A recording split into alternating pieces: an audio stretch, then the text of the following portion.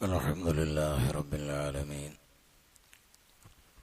والصلاة والسلام الأتمان الأكملان على المبعوث رحمة للعالمين وعلى آله وصحبه أجمعين أما بعد.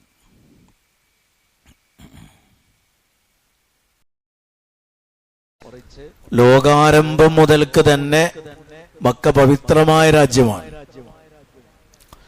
ഇന്നല്ലാഹ ഹറമ മക്ക യൗമ ഖലഖസ് സമാവാതി വൽ അർദ്. ആകാശങ്ങളെയും ഭൂമിയെയും സൃഷ്ടിച്ച അന്ന് തന്നെ അല്ലാഹു സുബ്ഹാനഹു വ തആല മക്കയെ പവിത്രമാക്കി നിശ്ചയിച്ചിട്ടുണ്ട് എന്ന് നബി സല്ലല്ലാഹു അലൈഹി വസല്ലമ പറഞ്ഞിട്ടുണ്ട്.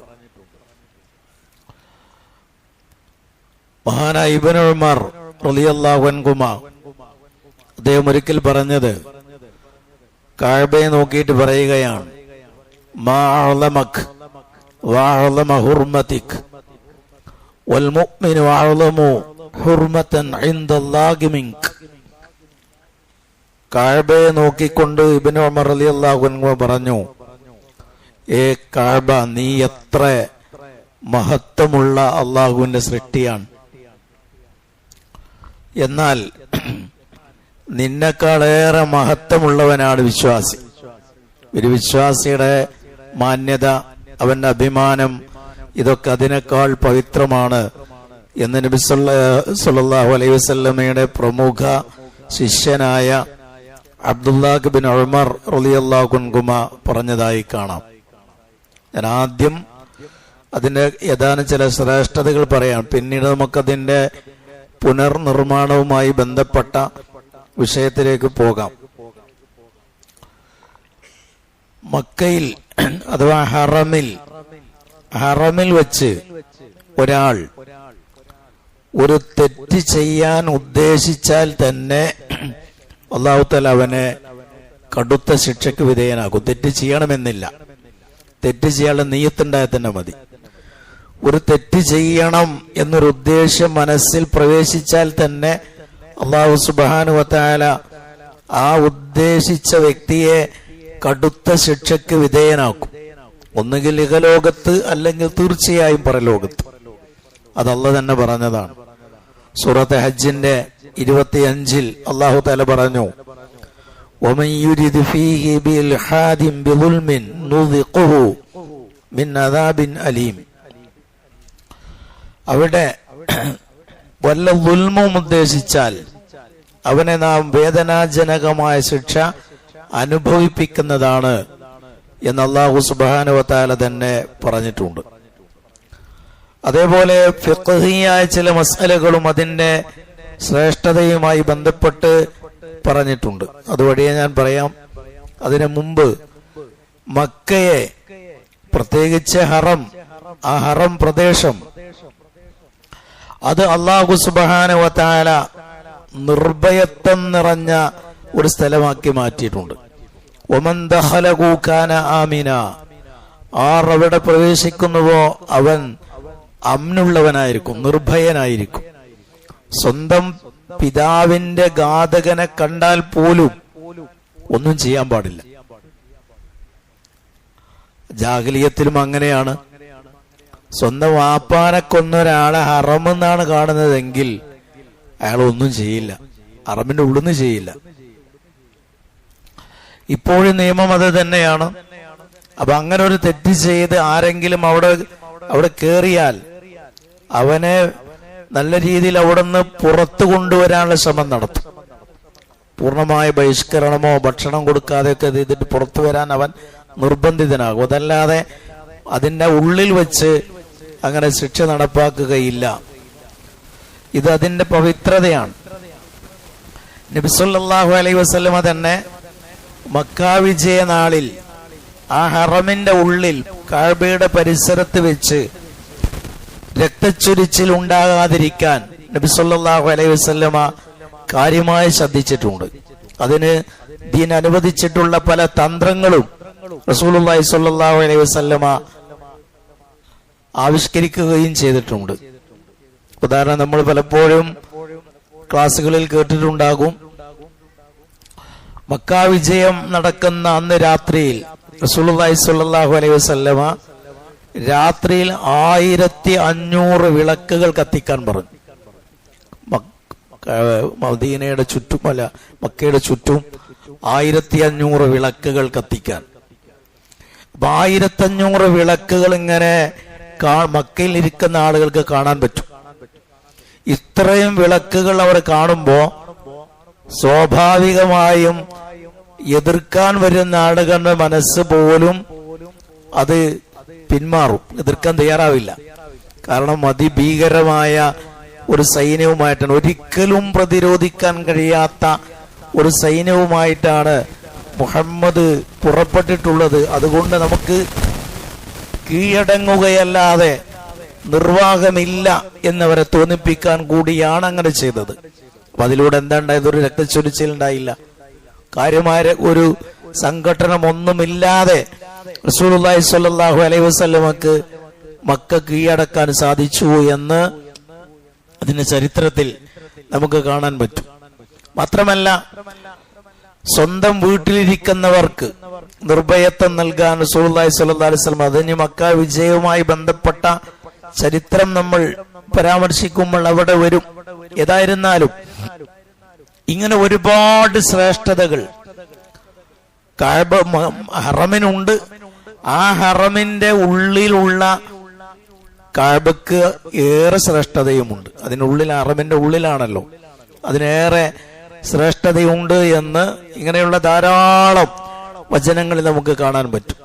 നമ്മുടെ നിത്യജീവിതത്തിൽ തന്നെ കഅബയുടെ മഹത്വം മനസ്സിലാക്കിയും അതിനോടുള്ള മര്യാദ പാലിച്ചുകൊണ്ടും വേണം ജീവിക്കാൻ. കഅബയുടെ ഭാഗത്തേക്ക്, കിബിലയുടെ ഭാഗത്തേക്ക് തുപ്പുന്നത് വരെ ദീൻ വിരോധിച്ചിട്ടുണ്ട്. അത് അതിനോടുള്ള ആദരവാണ്. കഅബയുടെ ഭാഗത്ത്, അഥവാ നമ്മുടെ ഇവിടെ ആകുമ്പോൾ പടിഞ്ഞാറ് ഭാഗത്തേക്ക്, നമ്മൾ നമസ്കരിക്കുന്ന ഭാഗത്തേക്ക് തുപ്പുന്നത് വരെ നബി സല്ലല്ലാഹു അലൈഹി വസല്ലമ വിരോധിച്ചതായി കാണാം. മലമൂത്ര വിസർജനം നിർവഹിക്കുമ്പോൾ കഅബയെ മുന്നിട്ടുകൊണ്ടോ പിന്നിട്ടുകൊണ്ടോ അക്കാര്യം നിർവഹിക്കരുത് എന്ന് റസൂലുള്ളാഹി സ്വല്ലല്ലാഹു അലൈഹി വസല്ലമ പഠിപ്പിച്ചിട്ടുണ്ട്. അത് അതിനോടുള്ള ആദരവാണ്. ഇദാ റഅയ്തുമുൽ ഗായിദ് ഫലാ തസ്തഖ്ബിലൂഹാ വലാ തസ്തബ്ദിറൂഹാ വലാകിൻ ശർരിഖൂ ഔ ഗർരിബൂ. നിങ്ങൾ മലമൂത്ര വിസർജനം നിർവഹിക്കുമ്പോൾ കഅബയെ മുന്നിടാനോ കഅബയ്ക്ക് പിന്നിട്ടുകൊണ്ടോ മലമൂത്ര വിസർജനം നിർവഹിക്കരുത് എന്ന് നബി സല്ലല്ലാഹു അലൈഹി വസല്ലം പറഞ്ഞു. മറിച്ച് നിങ്ങൾ കിഴക്ക് ഭാഗത്തേക്കോ പടിഞ്ഞാറ് ഭാഗത്തേക്കോ തിരിയണം. അപ്പോ കിഴക്കോട്ട് തിരിയാനാ പറയുന്നത്. കിഴക്കോട്ട് തിരിയാകുമ്പോ നമ്മളിത് പിന്നിട്ടാവൂലേ? പടിഞ്ഞാറോട്ട് തിരിയാനാണ്. അപ്പൊ മുന്നിട്ടല്ലോ ആവും. അപ്പൊ നബി ഇവിടെ കിഴക്കോട്ടോ പടിഞ്ഞാറോട്ടോ തിരിയാനാ പറയണ.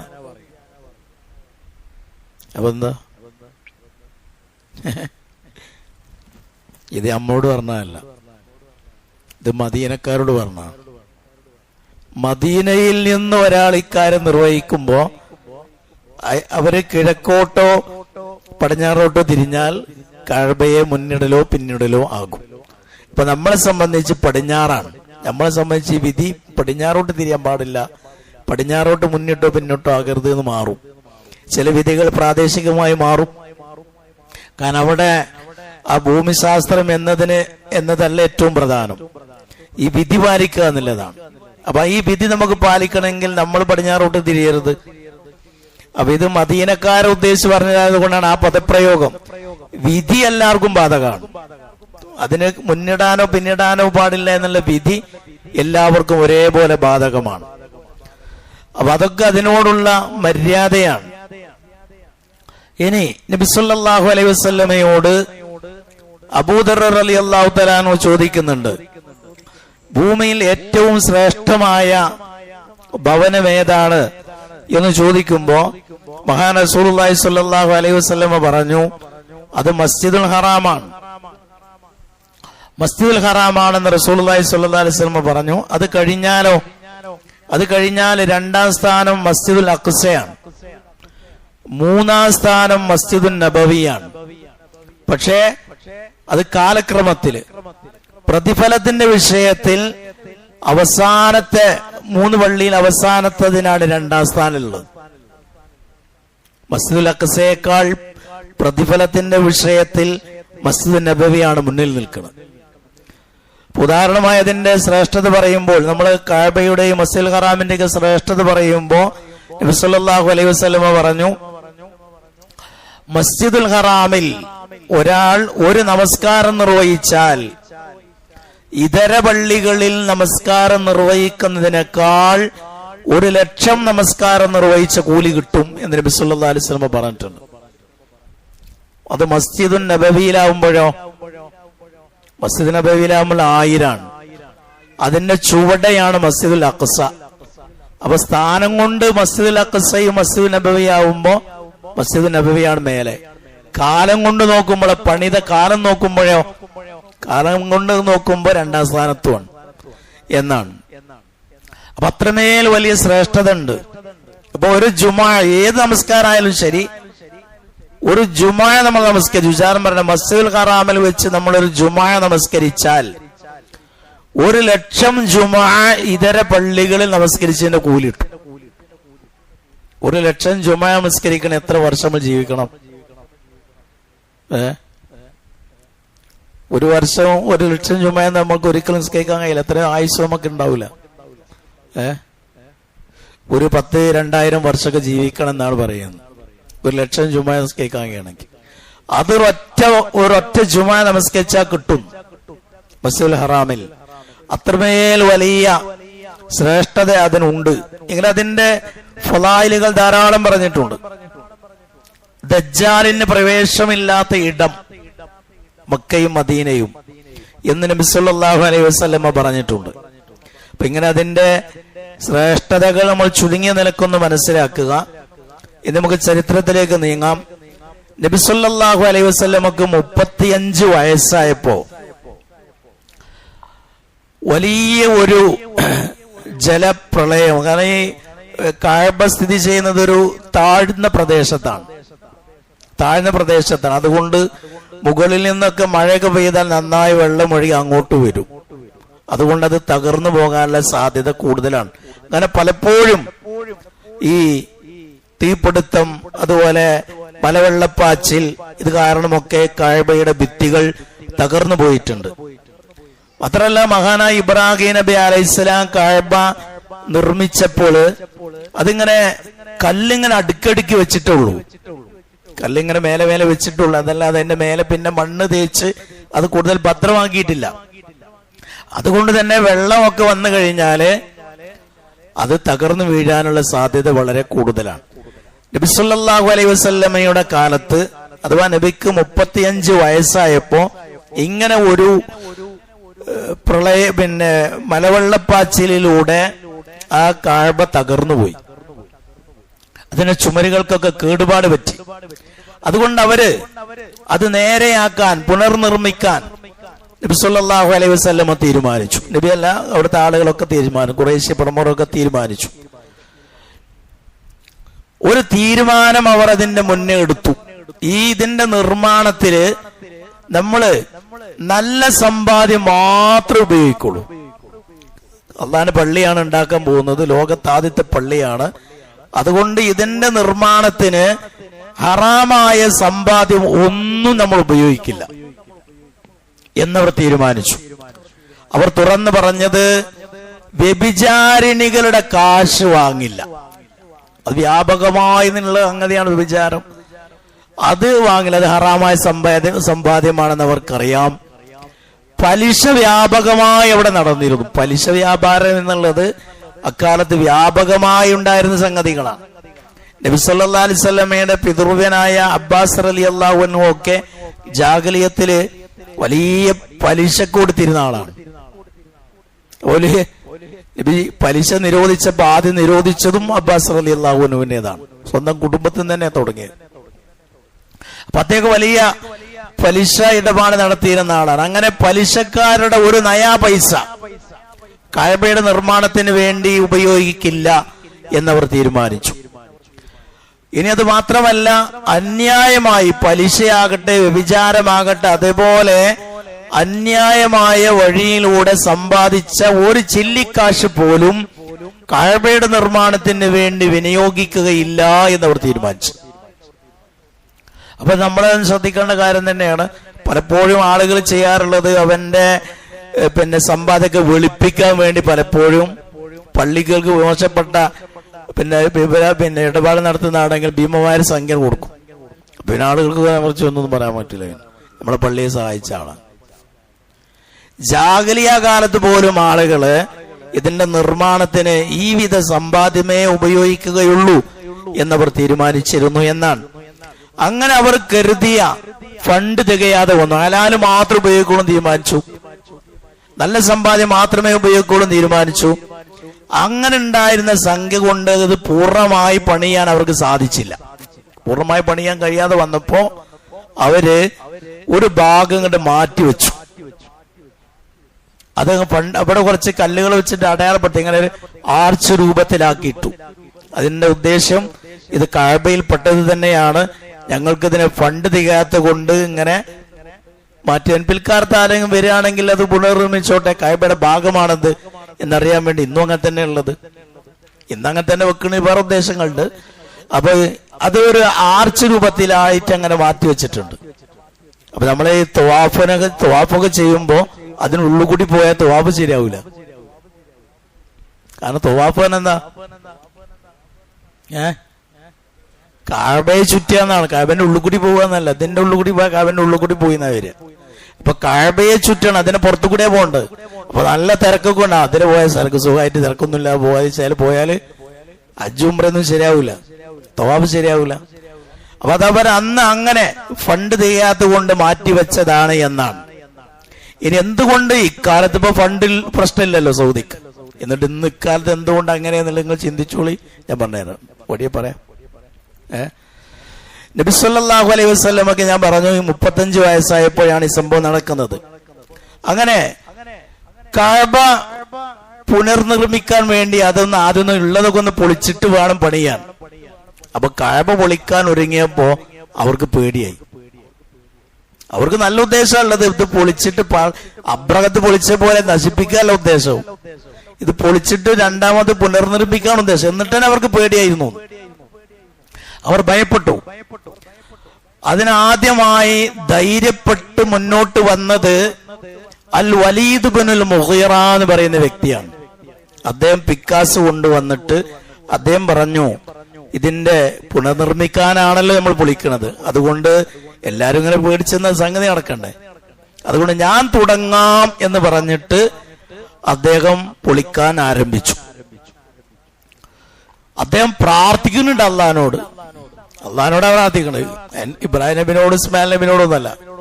അള്ളാഹുവേ ലം നുസിഗ്, അള്ളാഹുമാന്റെ പ്രാർത്ഥന തുടങ്ങുന്നത് തന്നെ അല്ലാഹുമ്മ ലം നുസിഗ് വലാ നുരീദു ഇല്ലൽ ഖൈർ. അള്ളാഹുവേ ഞങ്ങൾ ഇവിടെ കഅബയുടെ പവിത്രക്ക് വിരുദ്ധമായ ഒരു കാര്യം ചെയ്യാൻ ഉദ്ദേശിക്കുന്നില്ല, ഞങ്ങൾ ഖൈർ മാത്രമേ ഉദ്ദേശിക്കുന്നുള്ളൂ. ഖൈറാൻ എന്താ? ഇത് കേടുപാട് സംഭവിച്ചിട്ടുണ്ട്, അത് പുതുക്കി പണിയാൻ, ഭദ്രാക്കണം, ഇങ്ങനെ ഖൈറേ ഞങ്ങൾക്ക് ഉദ്ദേശമുള്ളൂ എന്ന് പറഞ്ഞിട്ട് അദ്ദേഹം പ്രാർത്ഥിച്ചുകൊണ്ടാണ് തുടങ്ങിയത്. പ്രാർത്ഥന തുടങ്ങുന്ന തന്നെ ഉണ്ടെങ്കിൽ അള്ളാഹുമാട്ടാണ്, അള്ളാഹുവേ എന്നുണ്ട് പ്രാർത്ഥിക്കണം. എന്നിട്ട് പിന്നെയും അവർക്ക് പേടിയായി എന്നാണ്. അവർ പറഞ്ഞു, നമുക്കൊരു കാര്യം ചെയ്യാം, ഈ തുടക്കം കുറിച്ചല്ലോ, ഉദ്ഘാടനം കുറിച്ചല്ലോ, ഇനി നമുക്ക് ഇന്ന് പണി വേണ്ട, നമുക്ക് നാളെ തുടങ്ങാം. ഈ പൊളിച്ചതിന്റെ എന്തെങ്കിലും വിപത്ത് പരീക്ഷണം നമുക്ക് വരുന്നുണ്ടോ എന്ന് വെയിറ്റ് ചെയ്യാം നമുക്ക്. അപ്പൊ എന്തെങ്കിലും അപകടം വരികയാണെങ്കിൽ നമുക്ക് കഅബയെ തുടേ വേണ്ട, അത് അതുപോലെ തന്നെ നിന്നോട്ടെ. അതല്ല ഒന്നും വരുന്നില്ല, ഒരു അപകടം വരുന്നില്ലെങ്കിൽ നമുക്ക് പിന്നെ പണിയുമായി തുടർന്ന് മുന്നോട്ട് പോകാം എന്ന് തീരുമാനിച്ച ഒരു ദിവസം അവർ കാത്തിരുന്നു. എന്നിട്ടാണ് പിന്നെ അതിന്റെ നിർമ്മാണം തുടങ്ങുന്നത്. കാരണം അവരുടെ മുന്നില് ഒരു ചരിത്രമുണ്ട്. ഈ കഅബക്ക് ഇങ്ങനെ മലവെള്ളപ്പാച്ചിലിൽ അത് തകർന്നു പോകുന്നതിന് മുമ്പ് ദുരുദ്ദേശത്തിലാണെങ്കിലും കഅബ തകർക്കാൻ വന്ന അബ്രഹത്തിനെയും കൂട്ടരെയും അല്ലാഹു തആല നശിപ്പിച്ചത് 36 കൊല്ലം മുമ്പാണ്. ഇതിന്റെ ഈ സംഭവം നടക്കുന്നത് 36 വർഷം മുമ്പാണ് അബ്രഹത്തിനെയും കൂട്ടരെ അള്ളാഹ് നശിപ്പിച്ചത്. അതാ ചെറുപ്പക്കാർക്ക് കൂടുതൽ ആളുകൾക്കൊക്കെ ഓർമ്മ ഉണ്ടാവും. അപ്പോ അവരുടെ ഉദ്ദേശമല്ല ഇവർക്ക്. അപ്പൊ ദുരുദ്ദേശമാണെങ്കിൽ അള്ളാഹ് തന്നെ അവരെ ശിക്ഷിക്കും. ഇവരല്ല ശിക്ഷിക്കാത്തവർക്ക് സതുദ്ദേശം ഉണ്ടായിരുന്നു. ഈ നിർമ്മാണത്തിൽ റസൂലുള്ളാഹി സ്വല്ലല്ലാഹു അലൈഹി വസല്ലമയും പങ്കു ചേർന്നിട്ടുണ്ട്. ആരുടെ കൂടെ? കൊടിയ മുശ്രിക്കുകളുടെ കൂടെയാണ് പങ്കു ചെയ്യുന്നത്. അപ്പൊ അവരുടെ കൂടെ ഒന്നിച്ച് വർക്ക് ചെയ്യാൻ പറ്റുമോ? കൊടിയ കാഫറുകളെ കൂടെ ചേർന്നിട്ട് നബി സല്ലല്ലാഹു അലൈഹി വസല്ലം ഈ നിർമ്മാണത്തിൽ പങ്കു ചേർന്നിട്ടുണ്ട്. അപ്പൊ അങ്ങനെയുള്ള പൊതു നന്മയിലൊക്കെ പ്രവർത്തിക്കാൻ കുഴപ്പമൊന്നുമില്ല എന്നർത്ഥം. നബി സല്ലല്ലാഹു അലൈഹി വസല്ലം ആ ഖുറൈശി നേതാക്കൾ, സാധാരണ നേതാക്കന്മാരൊന്നും ഇങ്ങനത്തെ പണിയെടുക്കൂലല്ലോ. പക്ഷെ കഅബ ആയതുകൊണ്ട് അവരെല്ലാരും മുണ്ട് മുറുക്കി ഇറങ്ങിയിട്ടുണ്ട്. ഖുറൈശി നേതാക്കൾക്ക് ഓരോരുത്തർക്കും പണി ഡിവൈഡ് ചെയ്ത് കൊടുത്തിരുന്നു എന്നാണ്. ചില ആളുകൾ കല്ല് ചുമക്കണം, ചില ആളുകൾ പടവ് നിർവഹിക്കണം, ഇങ്ങനത്തെ കാര്യങ്ങൾ. അതില് ഖുറൈശി നേതാക്കൾക്കൊക്കെ കിട്ടിയ പണി കല്ല് ചുമക്കലാണ്, കല്ലെത്തിച്ചു കൊടുക്കുക, പെടുക്കാറില്ല. ആ കൂട്ടത്തിൽ നബി സല്ലല്ലാഹു അലൈഹി വസല്ലമയും നബി സല്ലല്ലാഹു അലൈഹി വസല്ലമയുടെ പിതൃവ്യനായ അബ്ബാസ് റളിയല്ലാഹു അൻഹുവും ഈ കഅബ നിർമ്മാണത്തിൽ പങ്കുചേർന്നിട്ടുണ്ട്. അവർ രണ്ടുപേരും കഅബ നിർമ്മിക്കുവാനുള്ള കല്ല് ചുമന്ന് അവിടേക്ക് എത്തിക്കുക എന്നുള്ളതാണ് അവരുടെ ഡ്യൂട്ടി. അത് നബി എടുത്ത പണി അതാണ്. കഅബ പണിയാൻ വേണ്ടിയുള്ള കല്ല് ചുമന്ന് കൊണ്ടുവരിക. അങ്ങനെ അബ്ബാസ് റളിയല്ലാഹു അൻഹു തആല അൻഹു നബി സല്ലല്ലാഹു അലൈഹി വസല്ലമയോട് പറഞ്ഞു, കല്ല് ചുമക്കല്ലേ. അപ്പൊ ഈ കല്ല് ചുമക്കുന്ന സമയത്ത് പിന്നെ മുണ്ട്, നബി ധരിച്ചിട്ടുള്ള മുണ്ട് അഴിച്ചിട്ട്, കല്ല് ഇവിടെ ചുമക്കണേ, ഇവിടെ വെച്ചിട്ടാണ് കല്ല് ഏറ്റണത്. അപ്പൊ ഇവിടെ എന്ത് ചെയ്യാ, നബിയുടെ ഇസാറ് അഴിച്ചിട്ട്, തുണി അഴിച്ചിട്ട് ഇവിടെ വെച്ച് അതിന്റെ മേലെ കല്ല് വെച്ചാൽ ഇവിടെ വേദനക്കൊരാശ്വാസം കിട്ടും. അപ്പൊ സുഖമായിട്ട് ഏറ്റി പോകാൻ പറ്റും, നമ്മൾ തിരികെ വെക്കണതിന് പകരം.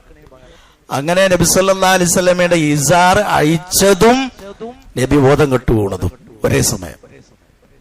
എന്താ ഇത് അയച്ചു കഴിഞ്ഞാൽ ഔറത്ത് കാണൂലേ? അപ്പൊ നബി സല്ലല്ലാഹു അലൈഹി വസല്ലമയുടെ ഔറത്തൊന്നും ഒരാളെയും കാണാതെ അല്ലാഹു തആല അന്നേ സംരക്ഷിച്ചിട്ടുണ്ട്. മാനുഷികതക്ക്, നബിയുടെ മുറൂഅത്തിന് എതിരാകുന്ന സകല കാര്യങ്ങളിൽ നിന്നും നുബുവത്ത് കിട്ടുന്നതിന് മുമ്പേ അല്ലാഹു തആല സംരക്ഷിച്ച് പോന്നിട്ടുണ്ട്. നബി സല്ലല്ലാഹു അലൈഹി വസല്ലമക്ക് ബോധക്ഷയുണ്ടായി. ഇത് അഴിക്കലും ബോധം കടലും ഒരേ സമയം. ബോധം തെളിഞ്ഞ ഉടനെ നബി പറയുന്നത് ഇസാരി ഇസാരി ഇസാരി, എന്റെ മുണ്ട് എന്റെ മുണ്ട് എന്റെ മുണ്ട് എന്നിങ്ങനെ ഉറക്കെ വിളിച്ചു പറഞ്ഞു എന്നാണ്. അങ്ങനെ മുണ്ടൊക്കെ ഉടുപ്പിച്ച് പിന്നെ നബി സല്ലല്ലാഹു അലൈഹി വസല്ലമ പിന്നെ ഇതില്ലാതെ തന്നെ കല്ലുകളൊക്കെ ചുമന്ന് അവിടേക്ക് എത്തിച്ച് നബി സല്ലല്ലാഹു അലൈഹി വസല്ലമ നിർമ്മാണത്തിൽ പങ്കുചേർന്നു. അങ്ങനെ കഅബയുടെ നിർമ്മാണമൊക്കെ കഴിഞ്ഞ് പിന്നെ ഹജറുൽ അസ്വദ് അന്നുണ്ടല്ലോ. ഹജറുൽ അസ്വദ് എന്ന് പറഞ്ഞാല് അത് സ്വർഗത്തുനിന്ന് വന്ന കല്ലാണെന്ന് സ്വഹീഹ് ഹദീസിലുണ്ട്. സ്വർഗത്തുനിന്ന് വന്ന കല്ലാണ്. നിഷേധിക്കുന്ന ആളുകൾ നിഷേധിക്കോട്ടെ, ഇവിടെ സ്വഹീഹ് ഹദീസുണ്ട്. സ്വഹീഹ് ഹദീസുകളിൽ വന്നിട്ടുണ്ട് അത് സ്വർഗത്തിൽ നിന്ന് അല്ലാഹു തആല ഇറക്കിയ, സ്വർഗത്തിൽ നിന്ന് ഈ ഭൂമുഖത്തിൽ ആകെയുള്ള സാധനം അതാണ്. അപ്പൊ അത് അല്ലാഹു സുബ്ഹാനഹു വ തആല സ്വർഗത്തിൽ നിന്ന് ഇറക്കിയതാണെന്ന് സ്വഹീഹ് ഹദീസുകളിൽ കാണാം. കഅബയുടെ നിർമ്മാണമൊക്കെ കഴിഞ്ഞ് ഇനി ആ ഹജറുൽ അസ്വദ് എവിടെയാണ് വെക്കേണ്ടത് എന്നുള്ള തർക്കം വന്നു. കാരണം അത് വെക്കുന്ന ആളുകള് അത് വലിയൊരു തൗഫീഖാണല്ലോ. സ്വർഗത്തിൽ നിന്ന് ഇറക്കപ്പെട്ട ഒരു കല്ല്, അത് തന്നെ കഅബയുടെ ഏറ്റവും പ്രധാനപ്പെട്ട ഒരു ഭാഗത്ത് അത് പിന്നെ സ്ഥാപിക്കണം. അപ്പൊ അത് നിർവഹിക്കാൻ കഴിയുന്ന ആളെന്ന് പറഞ്ഞാൽ അത് അയാൾക്ക് വലിയൊരു അംഗീകാരമാണ് കിട്ടാൻ പോകുന്നത്. ചരിത്രം മുഴുവൻ അയാളെ കുറിച്ച് അനുസ്മരിക്കും. അപ്പോ തർക്കമായി ആര് വെക്കണമെന്ന് കബീലകൾ വളരെ രൂക്ഷമായ തർക്കം അവർക്കിടയിൽ ഉണ്ടായപ്പോൾ അവിടെ കൂട്ടത്തിൽപ്പെട്ട അബൂ ഉമയ്യത്ത് ഇബ്നുൽ മുഗീറ എന്ന് പറയുന്ന വ്യക്തി പറഞ്ഞു, നമുക്ക് ഈ പിന്നെ പള്ളിയിലേക്ക് അഥവാ ഇപ്പൊ കഅബ സ്ഥിതി ചെയ്യുന്ന ആ ഭാഗത്തേക്ക് ഇനി ആരാണോ നമ്മുടെ കൂട്ടത്തിൽ നിന്ന് ആദ്യം അവിടേക്ക് വരുന്നത് എന്ന് നോക്കാം. അവിടെ അങ്ങനെ കൂടിയിരിക്കുകയാണ്. ഈ സദസ്സക്ക് ഇനി ആരാണ് ആദ്യം വരുന്നത് എന്ന് നോക്കാം. അയാളെ നമുക്ക് എന്ത് ചെയ്യാം, അദ്ദേഹത്തെ നമുക്കിത് നിർമ്മിക്കാൻ വേണ്ടി, അല്ല ഇത് പുനഃസ്ഥാപിക്കാൻ വേണ്ടി യഥാസ്ഥാനത്ത് വെക്കാൻ വേണ്ടി ഏൽപ്പിക്കാന്ന് പറഞ്ഞു. അതെല്ലാരും അംഗീകരിച്ചു. അള്ളാഹുവിന്റെ ഖദർ, റസൂലുള്ളാഹി സ്വല്ലല്ലാഹു അലൈഹി വസല്ലമയാണ് അങ്ങോട്ട് കടന്നു വന്ന ആള്. നബിയാണ് അങ്ങോട്ട് ആ സദസ്സിലേക്കാണ് കടന്നു വന്നു. അപ്പൊ എല്ലാരും പറഞ്ഞു എന്നാലേ ഇദ്ദേഹം തന്നെ വെക്കട്ടെ. എല്ലാവരും ഏകകണ്ഠമായി അംഗീകരിച്ചു. കാരണം അല്ലമീനാണ് വന്നിട്ടുള്ളത്. ആർക്കും എതിരഭിപ്രായമല്ല. ഒരു അതിശക്തമായ ഒരു അഭിപ്രായ വ്യത്യാസവും ഒരു രക്തച്ചൊരിച്ചിലിന്റെ വക്കത്ത് എത്തി നിൽക്കുകയും ചെയ്യുന്ന സന്ദർഭം എന്നാണ് ചരിത്രകാരന്മാർ പറഞ്ഞിട്ടുള്ളത്. ആ പ്രശ്നം നബി സല്ലല്ലാഹു അലൈഹി വസല്ലം വളരെ ലളിതമായത് പരിഹരിച്ചു. റസൂലുള്ളാഹി സ്വല്ലല്ലാഹു അലൈഹി വസല്ലം പറഞ്ഞു, നിങ്ങളൊരു വസ്ത്രം കൊണ്ടുവരിക, ഹലുമ്മു തൗബൻ, ഒരു വസ്ത്രം കൊണ്ടുവരാൻ പറഞ്ഞിട്ട് ഹജറുൽ അസ്വദ് ആ വസ്ത്രത്തിന്റെ മധ്യത്തിൽ വെച്ചു.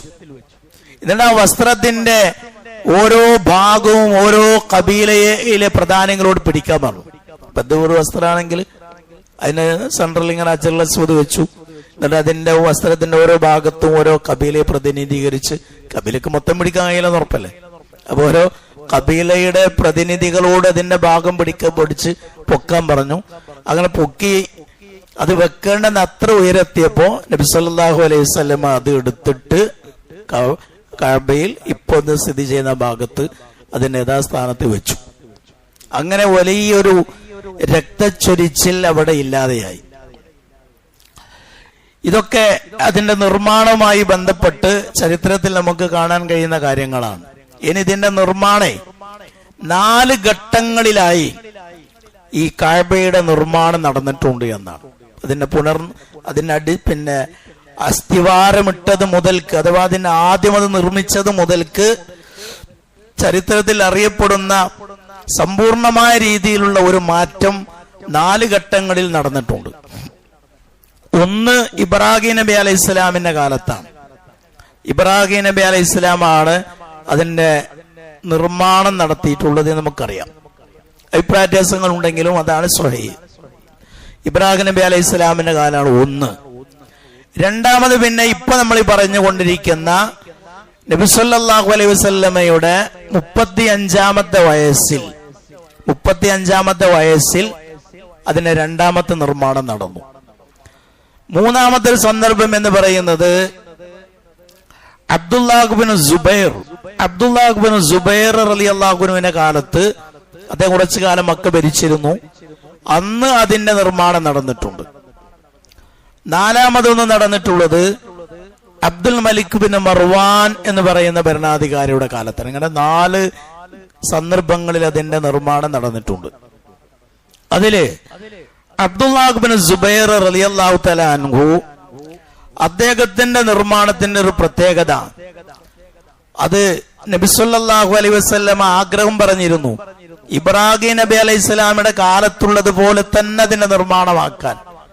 ഇബ്രാഹിം നബിയുടെ കാലത്തുണ്ടായിരുന്നത് അത് പിന്നെ കഅബയുടെ തറ ഭൂമിയോട് തന്നെ ചേർന്നിട്ട്, അല്ലാതെ നിങ്ങൾ ഉയരത്തിൽ ലൈറ്റ് ഉണ്ടല്ലോ, ഇപ്പൊ ഉദ്ദേശിക്കുന്നവർക്കൊക്കെ കാര്യച്ചെല്ലാന്നും കഴിയാത്ത വിധത്തില് ഉയരണ്ട്. അത് പിന്നെ ഇബ്രാഹിം നബി അലൈഹി സ്വലാമിന്റെ കാലത്ത് അതിങ്ങനെ ഭൂമിയോട് ചേർന്നിട്ടാണ് ഉണ്ടായിരുന്നത്.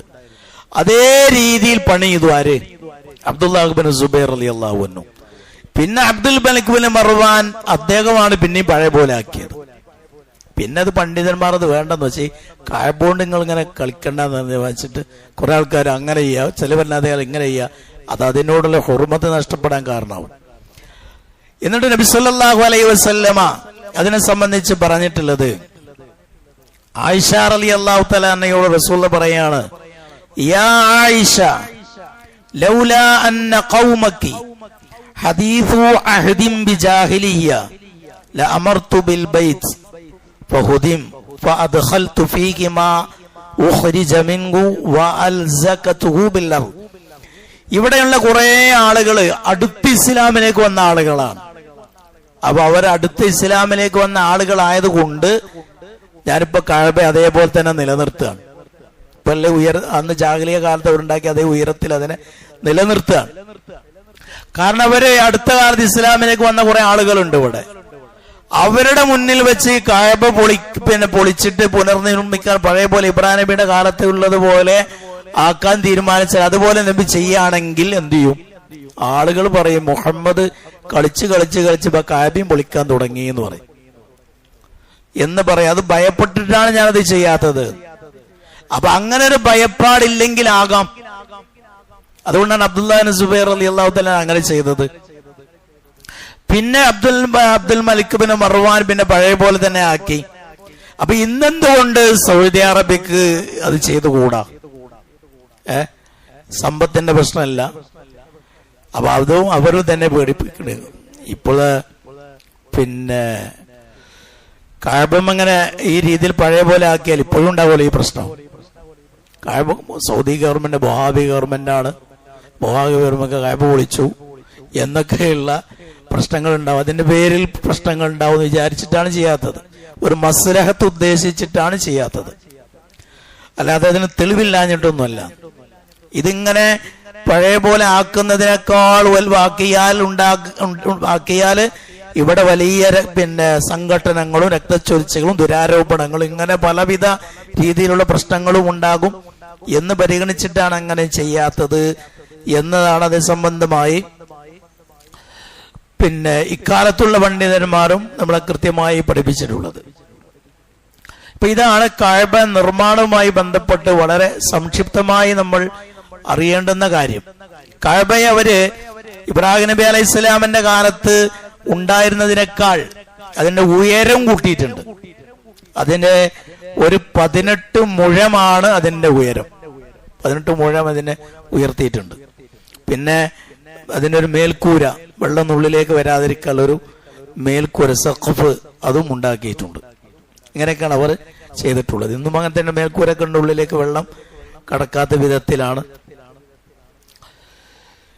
ഇവിടെ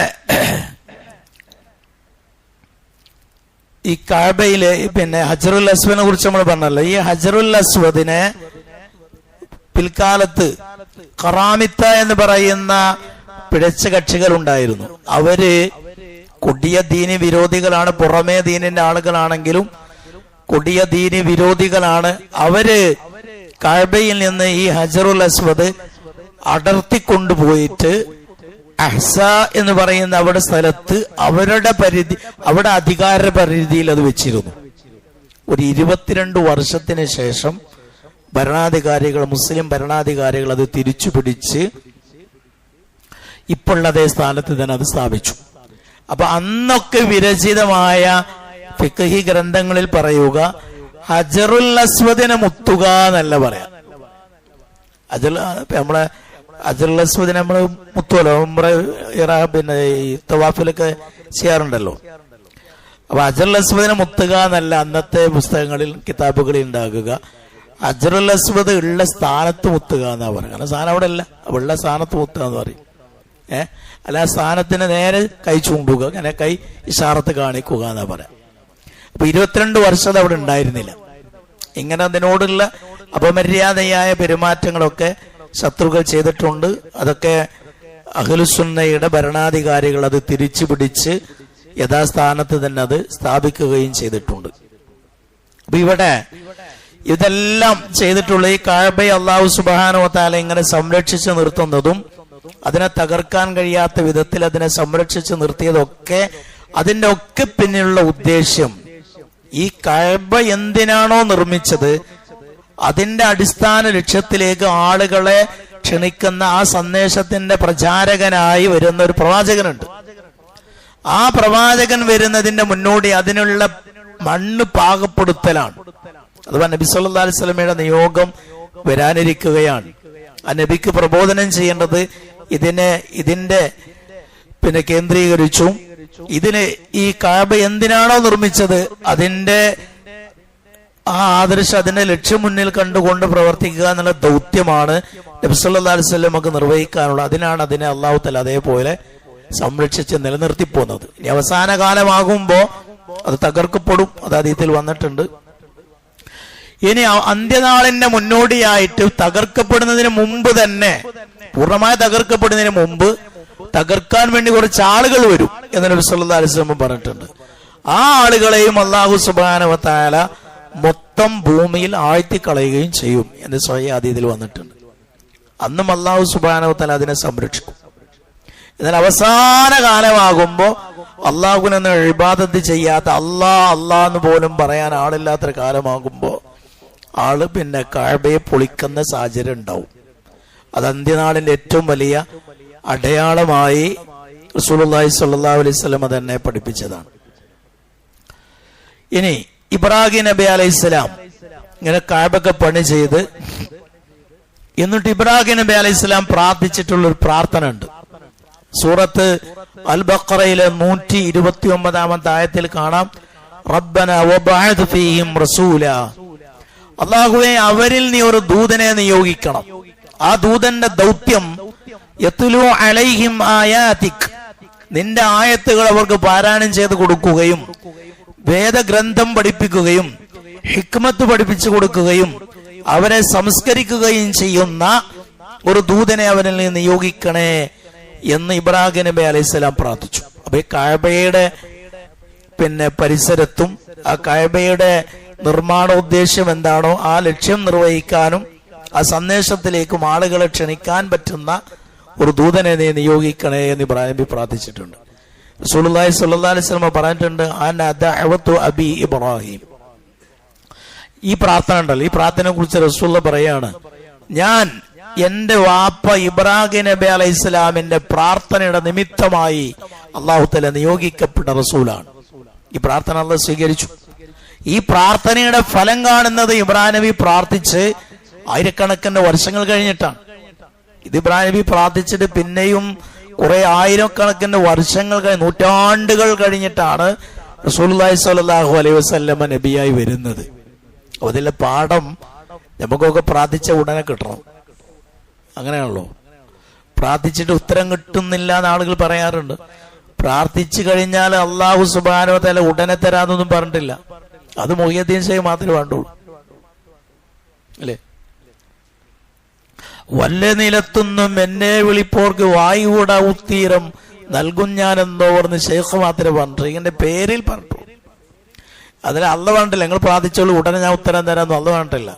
അല്ല പറഞ്ഞത് ഉദോനി അസ്തജിബിലേക്കും, നിങ്ങൾ എന്നോട് പ്രാർത്ഥിച്ചോളൂ ഞാൻ ഉത്തരം തരാമെന്നേ പറഞ്ഞിട്ടുള്ളൂ, ഉടനെ തരാമെന്ന് പറഞ്ഞിട്ടില്ല. അപ്പൊ ഇവിടെ ഇബ്രാഹിം നബി അലൈഹിസ്സലാം പ്രാർത്ഥിക്കുന്നു. ആ പ്രാർത്ഥന സ്വീകരിച്ചിട്ടുണ്ട്. ആ പ്രാർത്ഥനയുടെ ഫലം കാണുന്നത് പിന്നെ ഇബ്രാഹിം നബിയൊക്കെ വഫാത്തായി പോയി നൂറ്റാണ്ടുകൾ കഴിഞ്ഞിട്ടാണ് അതിന്റെ ഫലം കാണുന്നത്. അപ്പൊ നമ്മളൊക്കെ പ്രാർത്ഥിച്ചാൽ ഇപ്പൊ അതിന്റെ ഫലം കാണുന്നതൊക്കെ കുരുവ് നമ്മളൊക്കെ മരിച്ച് നൂറ്റാണ്ടുകൾ കഴിഞ്ഞിട്ടാകാം. അതാണ്. എന്തായിരുന്നാലും പ്രാർത്ഥനക്ക് എന്തായാലും ഗുണമുണ്ടാകും എന്നുള്ള കാര്യത്തിൽ തർക്കമില്ല. 2, നബി സല്ലല്ലാഹു അലൈഹി വസല്ലമ അവസാന കാലത്ത് വരാനുള്ള ഒരു പ്രവാചകനാണ് എന്ന് ഇബ്രാഹിം നബി അലൈഹിസ്സലാമിനെ പോലെ തന്നെ മഹാനായ ഈസാ നബി അലൈഹിസ്സലാമും പറഞ്ഞിട്ടുണ്ട്. ഈ കഅബയുടെ നിർമ്മാണ ഉദ്ദേശം എന്താണോ ആ ദൗത്യ നിർവഹണത്തിന് വേണ്ടി ഒരു കാലത്ത് അവസാന കാലത്ത് ഒരു നബി വരും. ആ നബിയുടെ പേര് പോലും ഈസാ നബി അലൈഹിസ്സലാം പറഞ്ഞിട്ടുണ്ട്. ഖുർആൻ പറഞ്ഞു, വഇദ് ഖാല ഈസ ഇബ്നു മറിയം യാ ബനി ഇസ്രായീൽ ഇന്നി റസൂലുള്ളാഹി ഇലൈക്കും മുസദ്ദിഖൻ ലിമാ ബൈന യദയ്യ മിനത് തൗറാത്തി വമുബശ്ശിറൻ ബിറസൂലിൻ യഅതി മിൻ ബഅദി ഇസ്മുഹു അഹ്മദ്. അഹ്മദ് എന്ന പേരുള്ള ഒരു പ്രവാചകൻ എനിക്ക് ശേഷം വരും. ഈ പേരടക്കം പറഞ്ഞിട്ടുണ്ട്. അങ്ങനെ പറഞ്ഞിട്ടുണ്ട്.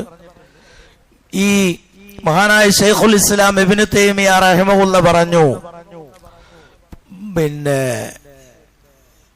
ഈ ഇഞ്ചീലിന്റെ ബർണാബാസ് സുവിശേഷം എന്ന് പറഞ്ഞൊരു ഇഞ്ചീലുണ്ട്. ആ ഇഞ്ചീലിൽ നബി സല്ലല്ലാഹു അലൈഹി വസല്ലമയുടെ പേര് മുഹമ്മദ് എന്നുള്ള പേര് എഴുതിയ അങ്ങനൊരു ബൈബിൾ എനിക്ക് തന്നെ നേർക്കുനേരെ കാണാൻ കഴിഞ്ഞിട്ടുണ്ട് എന്ന് ശൈഖുൽ ഇസ്ലാം ഇബ്നു തൈമിയ്യ റഹിമഹുല്ലാഹ് പറഞ്ഞിട്ടുണ്ട്. അന്നുണ്ട്. എന്നാൽ അതുകൊണ്ട് തന്നെ ക്രൈസ്തവരിൽ പലരും ഈ ബൈബിൾ അംഗീകരിക്കില്ല. കാരണം അത് അവരെ നബി സല്ലല്ലാഹു അലൈഹി വസല്ലമയുടെ ഈ ദൗത്യത്തെക്കുറിച്ച് നബിയുടെ നിയോഗമനത്തെക്കുറിച്ച് വ്യക്തമായി പരാമർശിക്കുന്ന ഒരു വചനമാണത്. അതുകൊണ്ട് ക്രൈസ്തവ ലോകം അത് പൊതുവെ അംഗീകരിക്കാറില്ല. ഏതായിരുന്നാലും അതിന്റെ കയ്യെഴുത്ത് പ്രതികളും കണ്ടെത്തിയിട്ടുള്ള കയ്യെഴുത്ത് പ്രതികളിലുമൊക്കെ ആധുനിക കാലത്ത് തന്നെ അൽ ബഹറുൽ മയ്യിത്ത് എന്ന് പറയുന്ന നമ്മള് ഡെഡ് സീ എന്ന് പറയുന്ന ചാവുകടൽ, അവിടെ നിന്ന് കണ്ടെത്തിയിട്ടുള്ള ചില കയ്യെഴുത്ത് ബൈബിളിന്റെ കോപ്പികളിൽ ഇങ്ങനെയുള്ള പരാമർശം ഉണ്ടായിരുന്നു എന്നാണ്. അപ്പൊ അത് സത്യമാണെന്നർത്ഥം. മാത്രമല്ല ഇബ്രാഹിം നബി അലൈഹി സ്വലാമിന്റെ ഇതേ ദൗത്യ നിർവഹണത്തിന് വേണ്ടി അവസാന കാലത്തൊരു നബി വരും എന്ന് മദീനയിൽ ഉണ്ടായിരുന്ന ജൂതന്മാർക്കും അറിയാമായിരുന്നു. ഇതൊക്കെ അറിയാം. അതുകൊണ്ടാണ് പലപ്പോഴും മദീനയിൽ ഉണ്ടായിരുന്ന ജൂതന്മാർ അവർ പറയും, അവസാന കാലത്തൊരു നബി വരാനുണ്ട്, ആ നബി വന്നു കഴിഞ്ഞാൽ ആ നബിയുടെ പിന്നിൽ അണിനിരന്നുകൊണ്ട് ഞങ്ങൾ അൻസാരികൾ അവിടെയുള്ള ഔസ് ഖസറജ് ഗോത്രക്കാരായ അവരോട് പടപൊരുതും എന്ന് ജൂതന്മാരും അഭിമാനപൂർവ്വം പറയാറുണ്ടായിരുന്നു. നബി സല്ലല്ലാഹു അലൈഹി വസല്ലമയുടെ നിയോഗമനത്തിന് മുന്നേ തന്നെ ഇങ്ങനെ ഒരു പ്രവാചകൻ വരാനുണ്ട് എന്ന് ജൂതന്മാർക്കൊക്കെ കൃത്യമായി അറിയാമായിരുന്നു. അവര് മദീനയിലുള്ള ആളുകളോടൊക്കെ അത് പറയുകയും ചെയ്തിരുന്നു. അവസാന കാലത്ത് നിങ്ങളൊരു നബി വരും, ഞങ്ങളെല്ലാവരും ആ നബിയുടെ പിന്നിൽ അണിനിരന്നുകൊണ്ട് അറബികൾക്കെതിരെ യുദ്ധം ചെയ്യും എന്നൊക്കെ അവർ പറഞ്ഞിരുന്നു. അങ്ങനെ നബി സല്ലല്ലാഹു അലൈഹി വസല്ലമ പ്രവാചകനായി വന്നപ്പോ ആ നബിയെ അവർ അംഗീകരിക്കാൻ തയ്യാറായില്ല. അതിന് കാരണം അസൂയായിരുന്നു എന്നാണ്. അവർ പ്രതീക്ഷിച്ചിരുന്നത് അവരുടെ കബീലയിൽ നിന്ന്, അവരുടെ വിഭാഗത്തിൽ നിന്ന് വരുമെന്നാണ്. ഇസ്ഹാഖ് നബിയുടെ പരമ്പരയിലൂടെ വരും എന്നാണ് അവർ ധരിച്ചിരുന്നത്. വന്നു നോക്കുമ്പോൾ അത് ഇസ്മായിൽ നബി അലൈഹി സ്വലാമിന്റെ പരമ്പരയിലാണ്. ആ ഒരൊറ്റ കാരണത്താൽ അവർ നബിയെ അംഗീകരിക്കാൻ തയ്യാറായില്ല. അത് ഖുർആൻ തന്നെ പറഞ്ഞിട്ടുണ്ട്, ഹസദൻ മിൻ ഇൻദി അൻഫുസിഹിം, അവരുടെ അസൂയയാണ് അതിന് കാരണമെന്ന് ഖുർആൻ പറഞ്ഞിട്ടുണ്ട്. അതേപോലെ ഇങ്ങനെ നബി വരാനുണ്ട് എന്നുള്ള വിവരം ജൂതന്മാർ തന്നെ പല ആളുകളോടും പറഞ്ഞ കൂട്ടത്തിൽ മഹാനായ സൽമാനുൽ ഫാരിസി റളിയല്ലാഹു അൻഹുവിനോടും പറഞ്ഞിരുന്നു. അവർ സൽമാൻ ഫാരിസി റളിയല്ലാഹു അൻഹുവിന്റെ കഥ നമ്മൾ വേറെ സ്വഹാബിയുടെ ചരിത്രമൊക്കെ പഠിക്കുമ്പോൾ പഠിക്കേണ്ടതാണ്. അതിനിപ്പോ ഇപ്പോൾ അതുമായുള്ള ബന്ധം എന്ന് പറയുന്ന ഇതാണ്. സൽമാൻ റളിയല്ലാഹു തആല അൻഹു അദ്ദേഹം ഇങ്ങനെ സത്യം അന്വേഷിച്ചു കൊണ്ട് നടക്കുകയാണ്. അതങ്ങനെ കുറച്ചു കാലം ക്രിസ്തുമതം സ്വീകരിച്ചു. ക്രിസ്തുമത വിശ്വാസിയായപ്പോൾ അദ്ദേഹത്തിന് ബോധ്യപ്പെട്ടു ഇത് സത്യമൊന്നുമല്ല. അങ്ങനെ അതിൽ നിൽക്കുമ്പോ അദ്ദേഹം ആ ക്രിസ്തുമതത്തിൽ ഇങ്ങനെ കഴിഞ്ഞുകൂടുന്ന സമയത്ത് ഒരു റാഹിബിന്റെ കൂടെയാണ് അദ്ദേഹം ജീവിതം കഴിച്ചു കൂട്ടുന്നത്.